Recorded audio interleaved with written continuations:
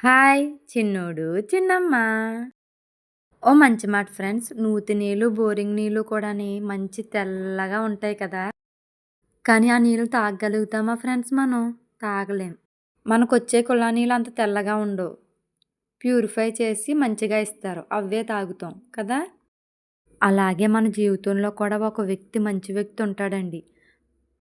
ఆ మంచి వ్యక్తి మనకి సహాయపడతాడనుకోండి.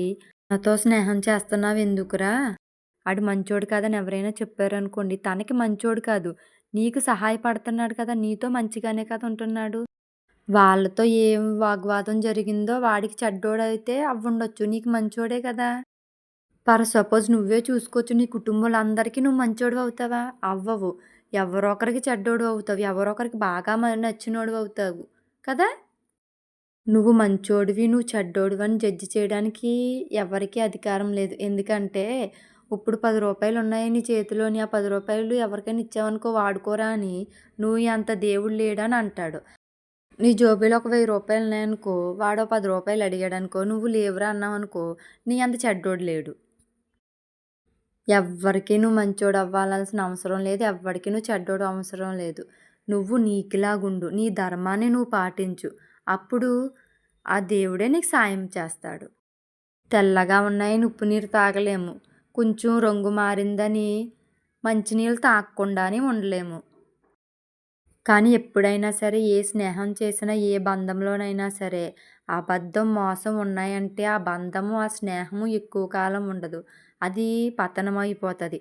అది పతనంతో పాటు మన పతనాన్ని కూడా కోరుకుంటది.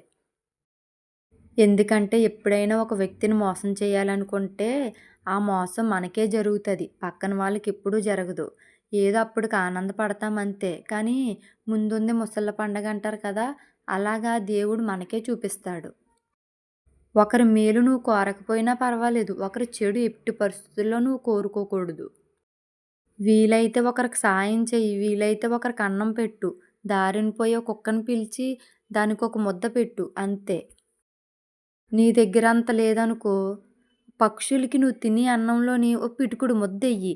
అంతకన్నా పుణ్యం ఏముంది? మనం డబ్బు రూపంగానే ఎవరికీ సాయం చేయక్కర్లేదండి. మాట, ఆ మాట తాడికి ఊరట కలిగి, వాడు మేలుకునేలాగా మాటాడి, వాళ్ళు ఓదార్చేలా మాటాడామంటే వాడికదే పెద్ద సాయం. చూడండి ఎప్పుడైనాని మనం ఎవరికైనా రూ. 10 ఇచ్చామనుకోండి పట్టుకుని వెళ్ళిపోతాడు. అదే మన దగ్గర ఉంది కదా! పిలిచి ఒక ఆకు వేసి అన్నం పెట్టామనుకోండి ఆడి కడుపు నిండిందనుకో చాలమ్మా అంటాడు. అదే నువ్వు రూ. 1000 ఇచ్చినా సరే వాడికి ఇంకా ఆశ కలుగుతది ఇంకా ఇస్తారేమోనని. కదా! అది ఎవ్వరికైనాని. ఇప్పుడు మన చిన్న పిల్లల్నే చూడండి. ఓ చాక్లెట్ ఇచ్చామనుకో చేతిలో 2 చాక్లెట్‌లు ఉన్నాయనుకో మళ్ళీ ఇత్తారేమోనని ఎదురు చూత్తాడు. కాదంటారా? డబ్బు కూడా అలాంటిదే మాయ. కానీ ఈ రోజుల్లో డబ్బు లేకపోతే బతకలేం కదా! డబ్బే నడిపిస్తుంది అందరినిని. ఆ రోజుల్లో వస్తువుకుంది విలువ. ఈ రోజుల్లో డబ్బే విలువ.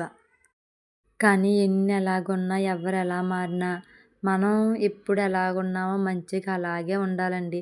ఎందుకంటే మనం మంచి దృష్టిని మానేసి చెడు దృష్టిలోకెళ్ళామనుకోండి, దేవుడు కూడా క్షమించడు. మనం బ్రతుకున్నంత కాలం మన ధర్మాన్ని ఎప్పుడు విడవకూడదు. నా మాటలు నచ్చితే లైక్ చేసి, షేర్ చేసి, సబ్స్క్రైబ్ చేసుకోండి.